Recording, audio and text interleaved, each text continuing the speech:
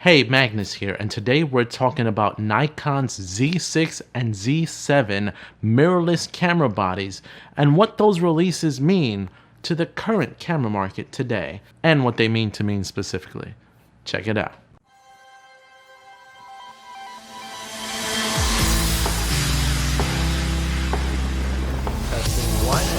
Behind you with like the clouds, the sky and everything, and still be able to see. We've got the Rode video mic. Here we go.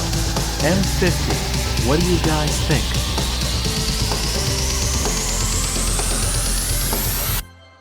Alright, so Nikon released their specs and basically let a bunch of photographers come in and test out the new Z6 and Z7 series of cameras.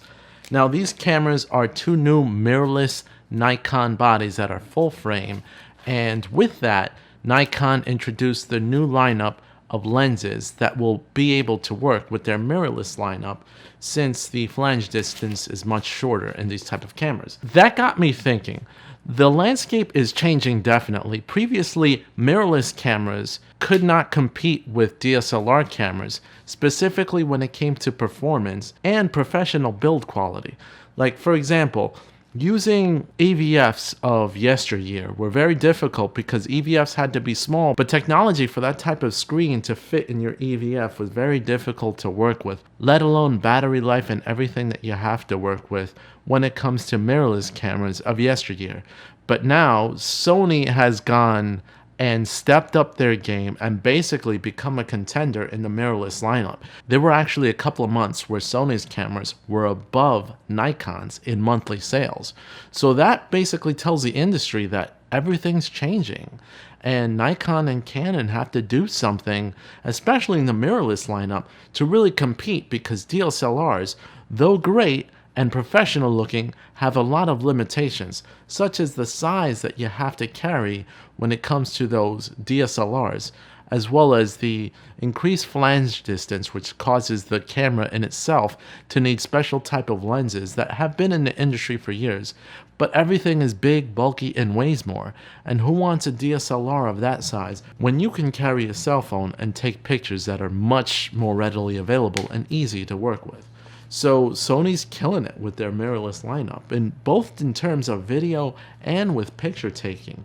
The A7 III and the A7R III are two of Sony's latest full-frame mirrorless cameras that have really taken the industry by storm and had let people know, especially those in Nikon and Canon's camp, that they're not playing around. So Nikon has, I'm sure, been in development of their serious full-frame mirrorless lineup that would compete with Sony, because right now it's almost like Canon and Nikon have to play catch up. But then Nikon announced their Z6 and Z7 cameras, which they had a couple of teaser videos in the past, and now have finally let some camera professionals test it out.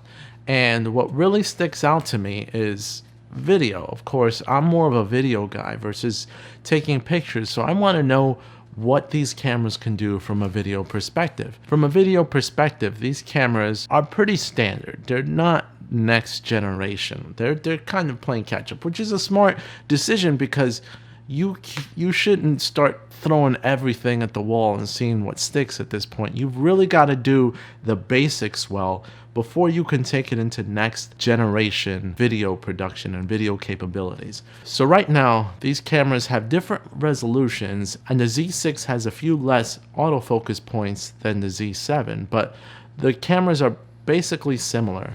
You've got three lenses announced for that lineup. First, they've got a Nikkor Z 35mm f1.8s lens, a Nikkor Z 50mm f1.8s lens, and a Nikkor Z 24 to 70mm f4 lens. So what that means is you've got a very limited lens choice, but with this new system you had to have an adapter, and Nikon provided as such. So they've got a specific Nikon adapter that lets you mount their DSLR lineup lenses into this new Z mount lens type for Nikon, which is the first full frame like lens type that they've announced since the 50s, I believe. This is a new revolution for Nikon, and Nikon is taking it seriously, which is appreciated. When I skip to the video features, because I'm enough about those, I'm looking for a camera that can at least provide me what you need to provide me so that I can film something, and comfortably as well. I want to get those shots and get them comfortably for what I need. So when it comes to 4K at 60p, it's appreciated, especially for high resolution slow-mo shots. So what did Nikon do? They gave us 4K at 30 frames per second, full frame readout, and that's off the Z6. Now the Z6 and Z7 both have touchscreens, which is not very angled. You can't flip them out. They just kind of stay like this, similar to what the NX1 has, where you can just kind of pull out the screen and just use it like this, but you can't flip it out. You can only tilt it like this. So tilty screen, better than no tilty screen, but that's okay. So the autofocus system on both these cameras is both phase detect and contrast detection, and they'll switch between the both of them. And it uses subject tracking. I'm a big fan of Tony Northrup and Chelsea Northrup. Married couple who've got their own YouTube channel. Of course you've heard of them. If you're watching me, I'm sure you've seen their videos. Huge fan of theirs. In fact, a lot of what I learned, at least from photography and a technical standpoint, is based off of Tony Northrup and what he has to say. I think that his analysis when it comes to how these cameras work and the math that's involved in it, I absolutely love when he gets super technical, because I am super technical in that sense too. So when he speaks in that language, I'm completely understanding what he's saying. So Chelsea, his wife, and him had a difficult time giving their thoughts on the camera because they had a few issues with it. Now, one of those issues was the autofocus and how well or not well it performed. That is a huge problem for me. Now, one thing that I appreciate in modern DSLR and mirrorless cameras is a great autofocus system. And the NX1's autofocus system is superb. The 5D Mark IV's autofocus system is untouchable. The GH5's autofocus system is horrendous.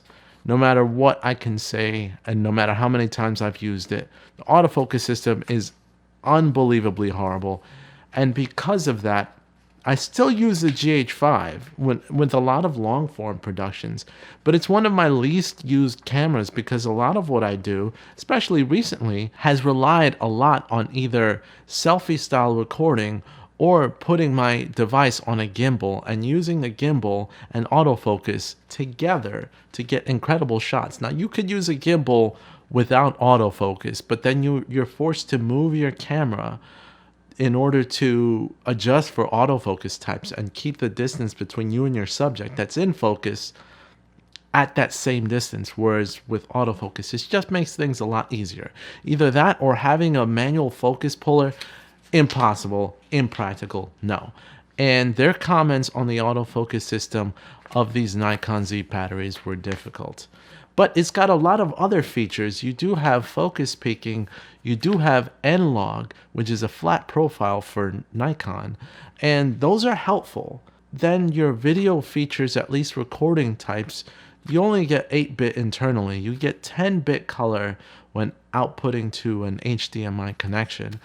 But all these video limitations, and N-Log, I haven't used N-Log, but it's 12-stop dynamic range. I'm not seeing any standout advantages from a video perspective. It'll get you a lot better quality video than you can get from a Canon 5D Mark IV, but I need that stuff in focus. Yeah, I own a GH5, which has poor autofocus, one of the worst in the industry. However, that camera is rarely used, and when I do use it, it at least has some standout features that make it stick out and tell me, yes, I need the GH5 for this type of shot, because my Canon and my Samsung are not able to get it. There's nothing right now, at least from what I can see from the Nikons, that tell me don't use a Sony, use a Nikon. It doesn't stand out. There's no, at least at the moment, as we speak right now, owning a Sony body like the A7 III, the legendary A7 III, there's no current advantage, especially with the eye autofocus that Sony has and all of the features that it has when it comes to recording. Nikon's got to do some catching up, and that's my opinion of what I believe Nikon. Now, I haven't tested out these cameras at all. I'm going by the research that I've done on the Nikon camera bodies, the new Nikon camera bodies, and I really don't speak about the Nikon bodies too often. So if they do, it's got to be for a certain reason. So at least Nikon's got my attention. Let's just see what they do with it. But what do you guys think? Did Nikon get your attention with these new mirrorless cameras? What do you think about the industry and where it's going? I mean, is mirrorless the next step? Are we going to do away with DSLRs? Let me know with the comments down below. And as always, you can like, share, ring that notification bell, and as always, make my day if you subscribe today. This is Magnus, and I'm out. See you guys next time.